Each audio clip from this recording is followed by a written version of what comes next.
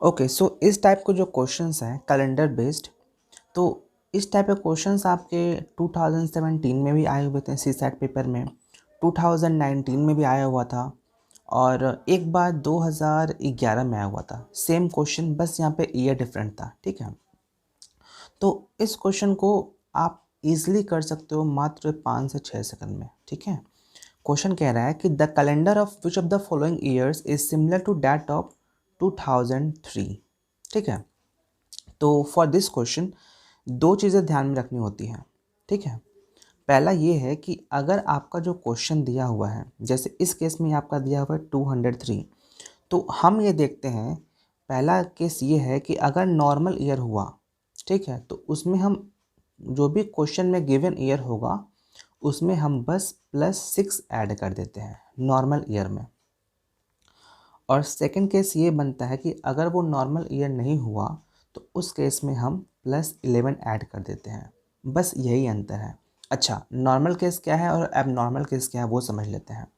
जैसे ये 2003 दिया हुआ है, ठीक है, तो यदि 2003 के आगे आने वाला ईयर, जैसे 2003 के आगे कौन सा ईयर आएगा, 2004, अगर 2004 लीप ईयर नहीं होगा तो 2003 जो है वो आपका हो जाएगा नॉर्मल ईयर और उसमें हम +6 ऐड कर देंगे, वही आपका आंसर हो जाता। लेकिन जो 2003 के बाद जो 2004 आता है ये आपका लीप ईयर है, क्योंकि ये 4 से डिवाइड हो जाएगा। तो यदि जो भी क्वेश्चन में गिवन ईयर होगा उसके आगे वाले साल यदि लीप ईयर होगा तो उस केस में हम क्या करेंगे, उसमें +11 ऐड कर देंगे, वही हमारा आंसर हो जाएगा। तो इस वाले केस में क्या है, 2003 है। ठीक है, तो हम 2003 में कुछ नहीं करना, बस 11 ऐड कर दो, आपका आंसर हो जाएगा 2014, बस, और कुछ नहीं करना होता। ठीक है, ऐसा ही एक क्वेश्चन ये देख लो, the calendar for the year 2007 will be same as for which of the year. ठीक है, तो जो आपका 2007 है इसके आगे वाला ईयर कौन सा होगा, 2008। ठीक है, तो आपका जो 2008 है वो लीप ईयर है, और चूंकि वो लीप ईयर है तो हम सेकंड केस फॉलो करेंगे। तो उसमें क्या करना है, गिवन क्वेश्चन में हमको +11 ऐड कर देना है। तो जब आप 207 में +11 ऐड करोगे तो आपका आंसर कितना हो जाएगा, 2018 हो जाएगा। ठीक है, तो ऐसे क्वेश्चंस लगभग पूछे जाते हैं यूपीएससी सीसैट प्रीलिम्स में, और you can easily do it just within 5 seconds. ठीक है, third question, which of the following is a leap year.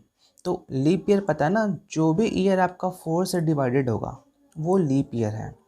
ये डिवाइड नहीं होगा, ये भी नहीं होगा, ये भी नहीं होगा, ये हो जाएगा। ठीक है, फोर्थ, ये भी सेम क्वेश्चन है, which of the following is not a leap year. अच्छा, इसमें which of the following is not a leap year जो नहीं है, तो ये 1200 है, 800 भी है, 2000 भी है, ये नहीं है। ठीक है, तो ये आंसर हो जाएगा, कुछ है नहीं इसमें। नेक्स्ट, हाँ, ऐसे क्वेश्चंस भी यूपीएससी में 2 और 3 टाइम्स पूछे गए हैं। ठीक है, 2 position of a dice are shown and when 5 is at the top, so you have to identify which number will be at bottom. तो इस क्वेश्चन में कैसे सॉल्व करते हैं, हम दोनों डाइस को कंपेयर करते हैं, right. We'll look for the common digits. Like in this case, we have 2 here and 2 here. 2 is common in both the dices, right? So we will write here 2, okay? And from 2, in both the dices, we will move clockwise. ठीक है, 2 से हम लोग दोनों ओर clockwise move करेंगे। तो इस case में यदि हम clockwise मूव करेंगे तो 2 के बाद 1 है, 1 के बाद 4 है। ठीक, इस केस में हम लोग 2 से क्लॉकवाइज मूव करना शुरू करेंगे, तो 2 के बाद 5 है और 5 के बाद 6 है। क्वेश्चन में क्या पूछा है, 5 के नीचे कौन सा है। ठीक है, तो 5 कहाँ है, आपका यहाँ है, तो ये पेयर। 4 के नीचे 6 है और यहाँ बचा क्या, 3, तो 2 के अपोजिट 3 हो जाएगा। ठीक है, तो यहाँ पे आपका आंसर कौन हो जाएगा, 1। ठीक है, तो बस 5 क्वेश्चन सफिशिएंट है मिनी मॉक में।